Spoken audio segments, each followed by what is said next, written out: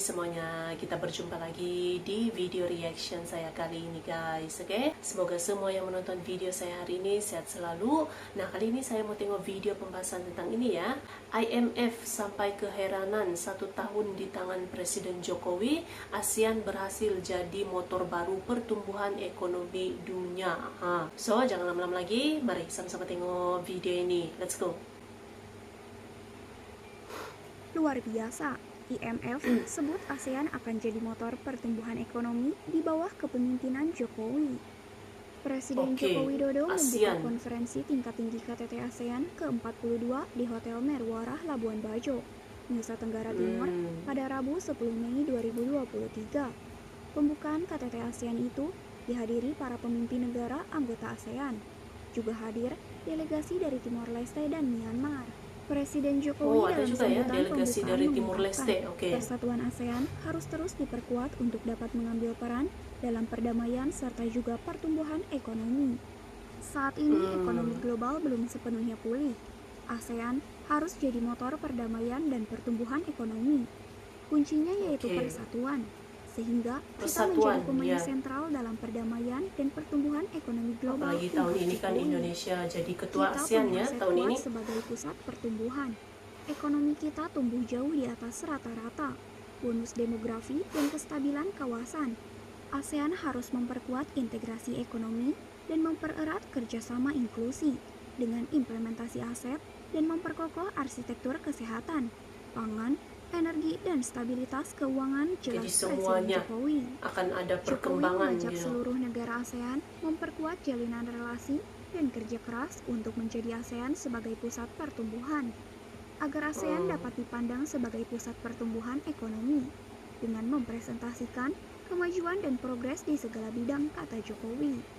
Sementara itu, Perdana Menteri Timor Leste, Tauer Matan Ruak mengucapkan terima kasih kepada Presiden Jokowi sebagai Ketua KTT ASEAN 2023 yang mengundang kehadiran Timor Leste dalam KTT ASEAN 2023. Terima kasih Presiden Joko Widodo sebagai Ketua KTT ASEAN 2023 yang telah mengundang, dan ini merupakan sebuah kehormatan bagi saya untuk hadir pertama kali dalam KTT ASEAN, dan tentunya ini merupakan baru dari sejarah negara kami, ujar PM Tauer.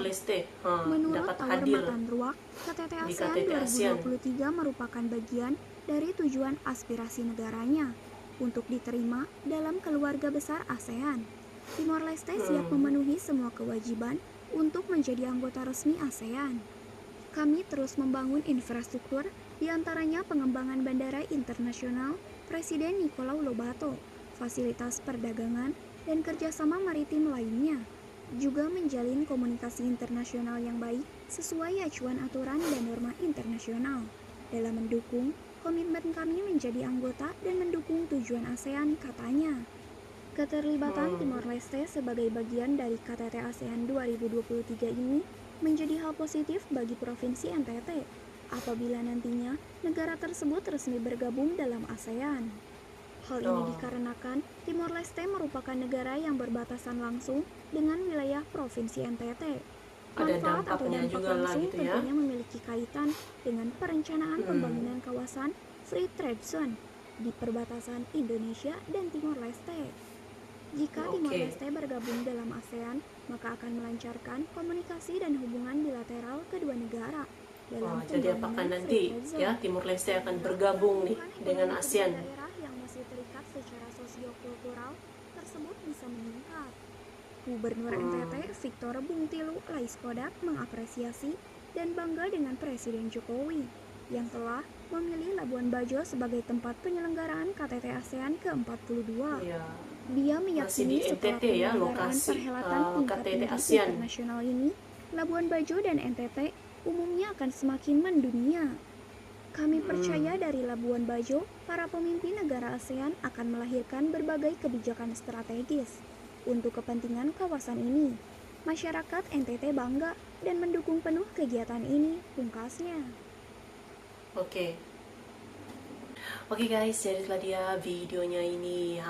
Tahun ini kan Indonesia akan menjadi ketua ASEAN gitu ya bagi tahun 2023. So pastinya gitu dengan sudah pun berjalannya KTT ASEAN ini, perbincangan-perbincangan antara negara-negara ASEAN akan mengembangkan lagi gitu ya perekonomian ASEAN gitu. Jadi tidak terlalu bergantung dengan Amerika ataupun negara-negara Eropa gitu kan. Jadi memang harus ada persatuannya itu, kesatuannya itu ya antara negara-negara ASEAN untuk mengembangkan ekonomi setiap negara ASEAN lah, kawasan Asia Tenggara khususnya gitu.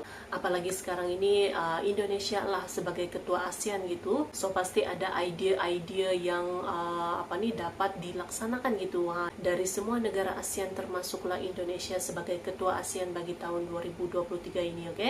So semoga pada tahun ini gitu ya akan ada perkembangan baru lagi untuk negara-negara Asia Tenggara gitu di bawah kepimpinan Indonesia gitu ya sebagai ketua ASEAN bagi tahun 2023 ini, oke? So terima kasih banyak sebab kamu sudah menonton video ini. Jangan lupa macam biasa untuk support channel saya dengan subscribe, like video ini, dan jangan lupa untuk komen juga, oke? Terima kasih banyak dan kita jumpa lagi di video seterusnya. Assalamualaikum.